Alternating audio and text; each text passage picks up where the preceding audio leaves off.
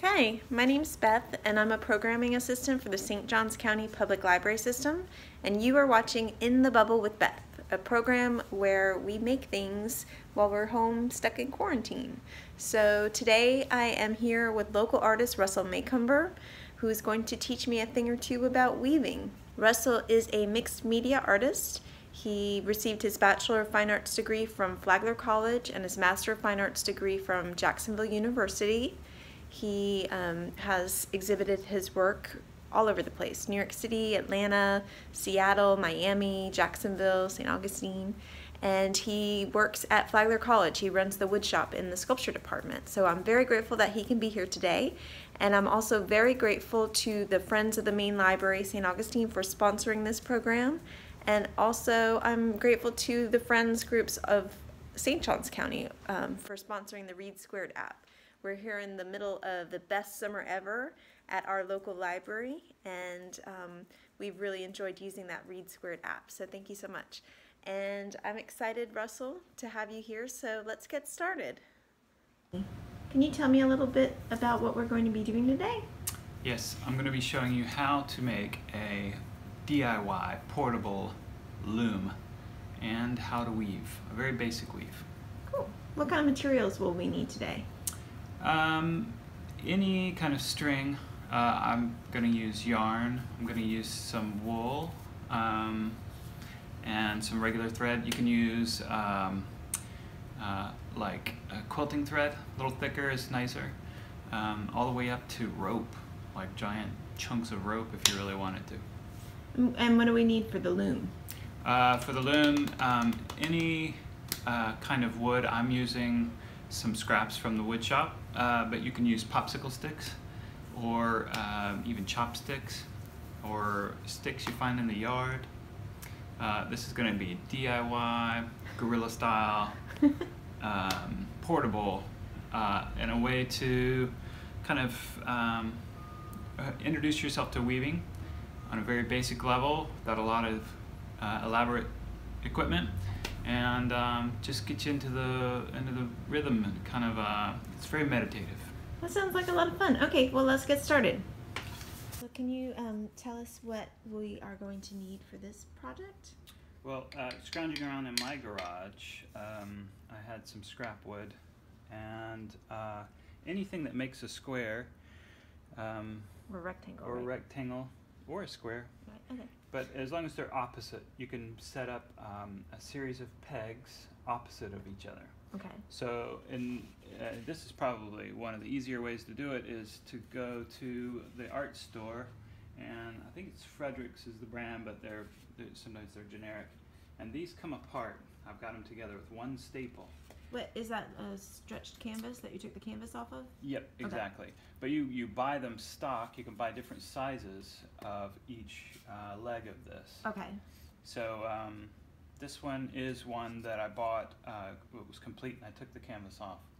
And they might even be cheaper that way, the way that they're manufactured these days.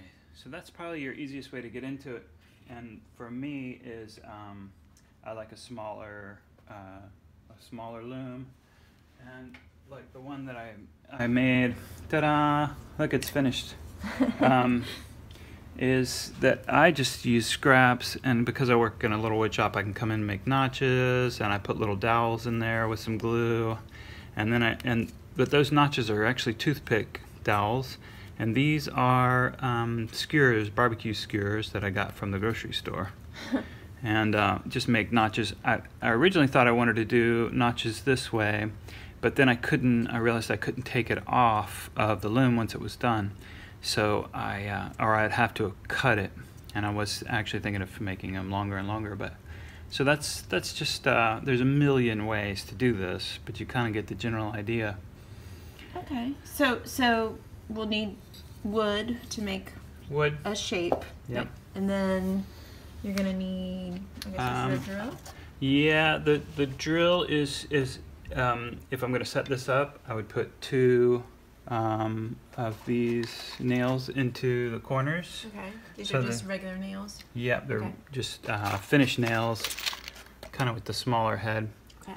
And the reason the pliers are here is there's a trick I learned where you can cut the head off the pliers, the nail, and actually use the nail like a drill bit.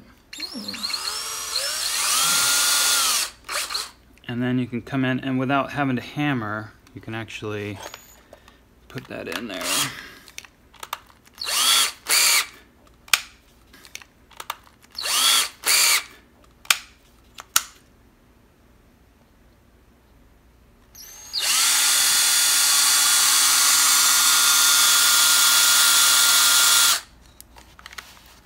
Hope I went all the way through it. And you take it off. Okay. And that way it's in. So did you just say you went all the way through? Or you just want to go all the way through both of them, basically? Yeah. And then I would put another one right next to it. And you can cut that flat. And I kind of wanted to keep this one so I could take it all apart. Okay. But you can cut that flat too once it's in. I'll just go ahead and put it in more.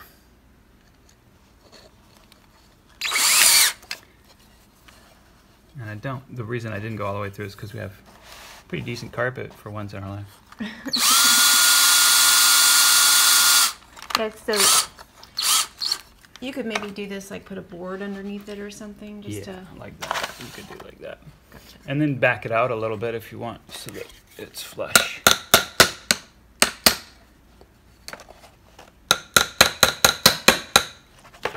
And then clip off the front. And we want eye protection, because Yes. the nail tends to fly around. So there you go. Okay. And you do that for all 4 corners, and Okay. you probably want 2 in each corner to keep it from swiveling. Okay. And then you would eventually just put that together like that. I'm going to go ahead and cut this length to the same length as that one. And sometimes you don't need elaborate tools. I'm probably going to mangle this, but you can just notch it all the way around. Let that piece of wood know where you want it to go away. There. And then I'll put that one over there, and that one over there. And then I'll come through with the same method of cutting the head off the nails. Okay. Or you can just use a hammer. Okay. So I'm going to put 6 across, because I want it to be really basic so I can explain it to you. Okay. Do you want to go ahead and build your 4, and we'll come back and So there is a point I want to Okay. make. If you don't have nails, just tape the corners. Tape them really good. Oh, okay. Yeah. Well, that's super easy. Yeah. Cool. Okay. I'll let you make your 4 corners, or 3 other corners, and we'll come right back. Sounds good. Okay, so Russell's done 3 corners now. He's on the last corner.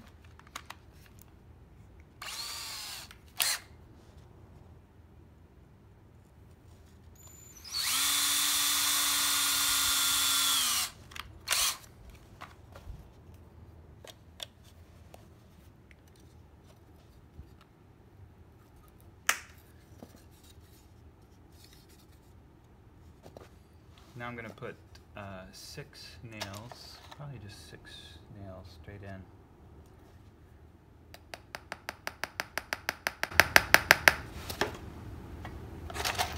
So I'm kind of guessing, but you can measure that out and get your. It probably matters, but not a whole lot in the end. It matters if it matters to you. So I'll put 2 here.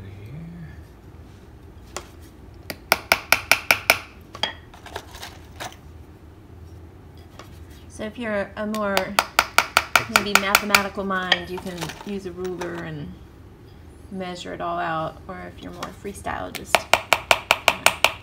go for it.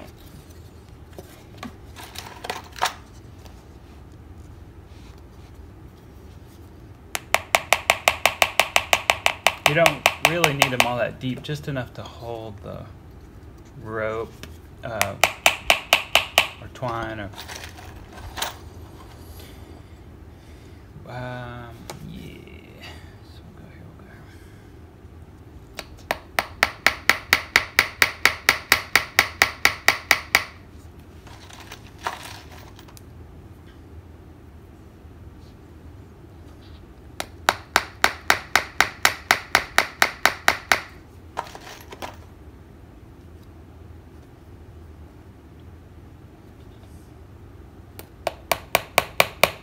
And part of the reason I'm using these skinny nails is they tend to go in easier and they don't crack your wood as much. They're finished nails. I think they're for like trim and cabinetry where you want to kind of hide your nail and not split the wood, but there you go.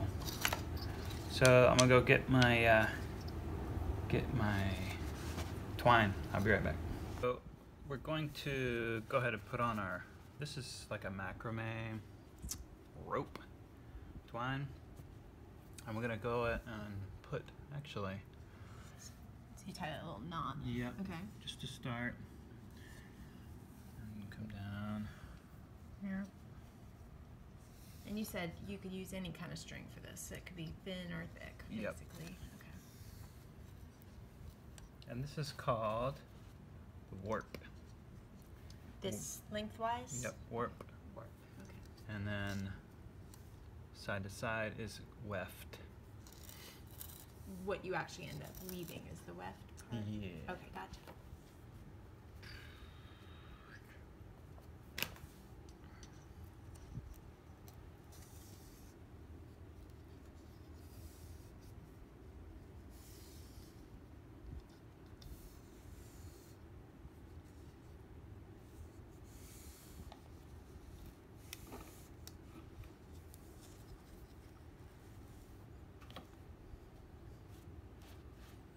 Probably could even use pliers to cut this. Too lazy to get the knife out of my pocket. Works. And just tying a second knot. Mm-hmm.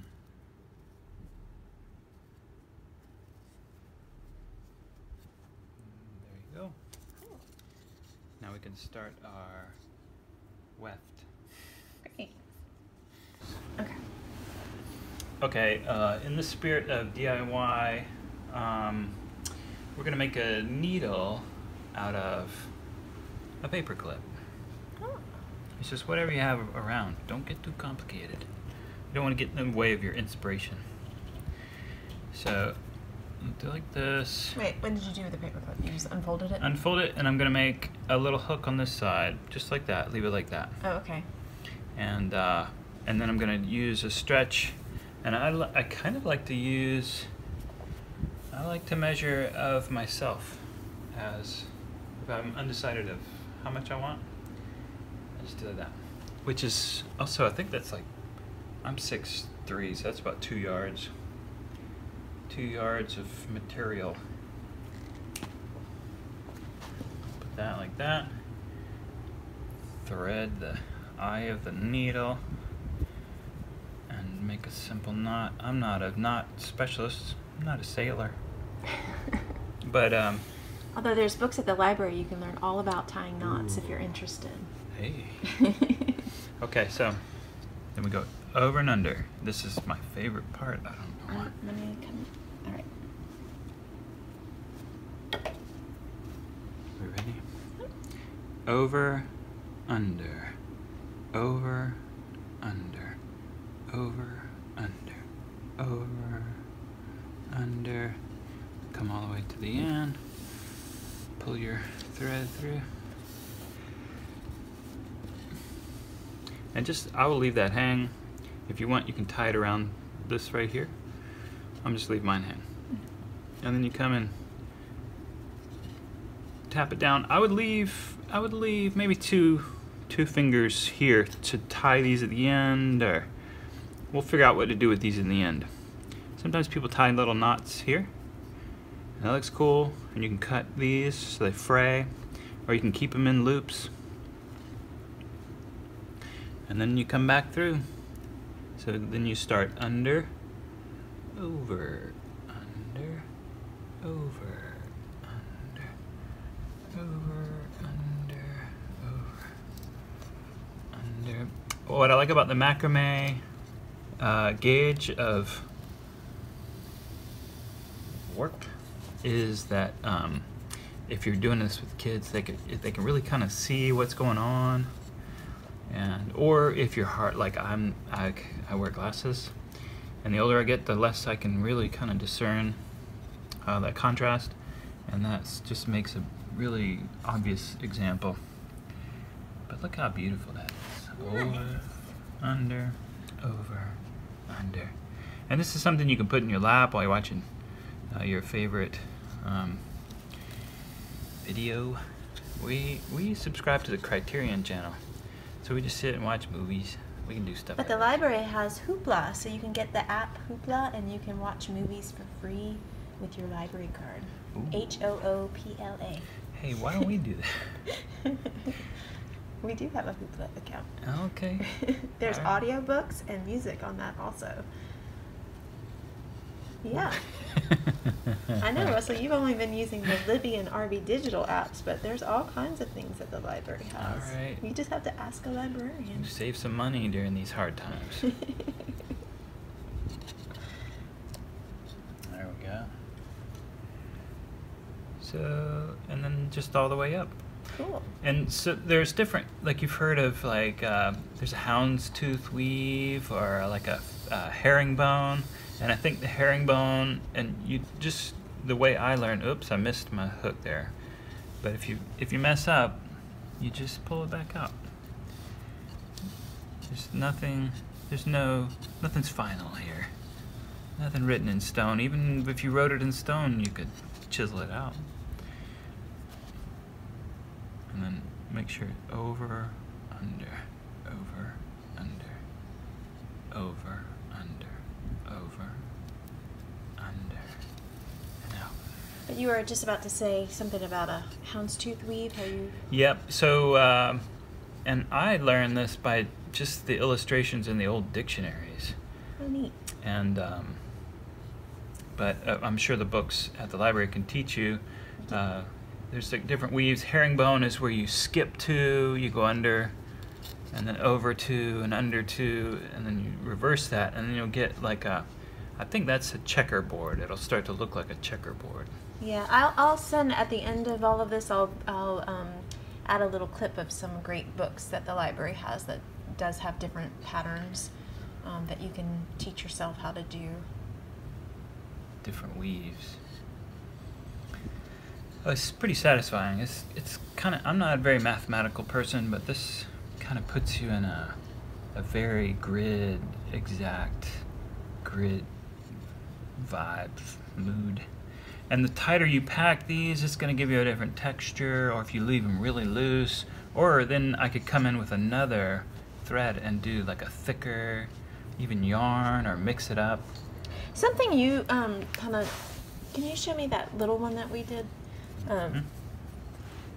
We kind of both did this, and you can see at points, I think I probably did these. I got really tight, but then it started to kind of pull it in. What do you do if you accidentally start pinching? Pinching. There's I forgot. There's a very specific. I think there are actually things that keep it from pulling. I'll have to do more research, but I just make sure you can eyeball it and pull your. Just pull it. Yeah, and because what's happening is that you're slowly but surely coming out and pulling that too tight. So you want to relax it and make sure, you know, that you keep that nice.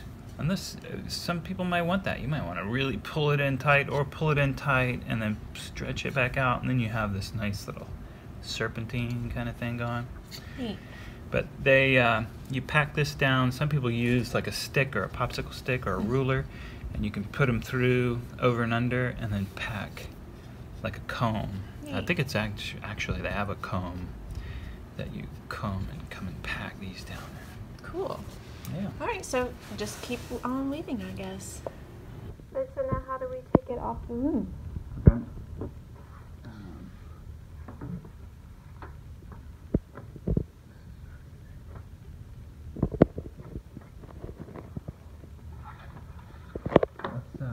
Well, this one's loose enough. You just take it off. Oh, right. And I use this candle wick clipper. That's what we have. And I'll make it a little longer and hide the tailings there.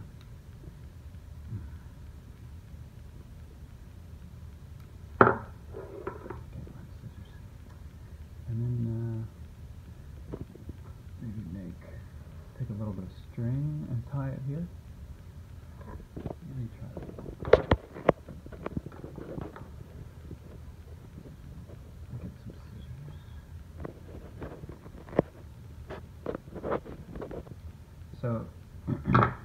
going to use the same color. Just unwind and take one of these threads. So you can vary your thickness, your gauge of time, yarn, string, time,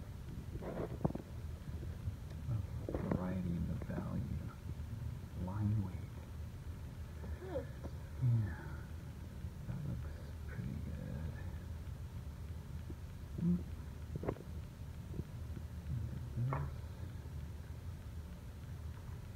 Got it.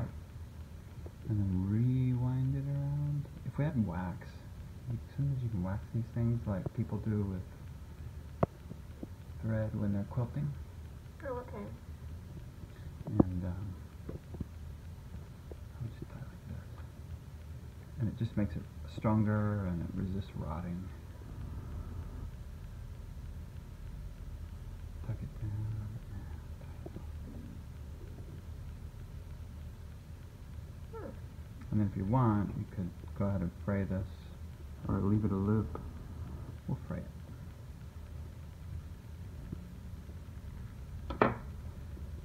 Just start unfraying this stuff, go in the opposite direction, and then comb it out, and it'll get fluffy.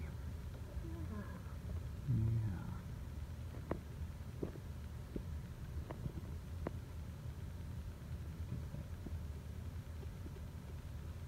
Kind of explosion. It's an explosion.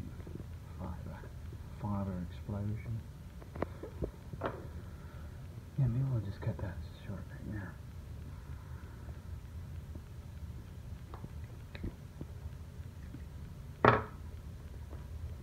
So you do that to all of them. Cool. Have a nice, and then come down. Probably just do knots on, or even leave those and tuck them down. So Well, pull finish it, yeah. this off.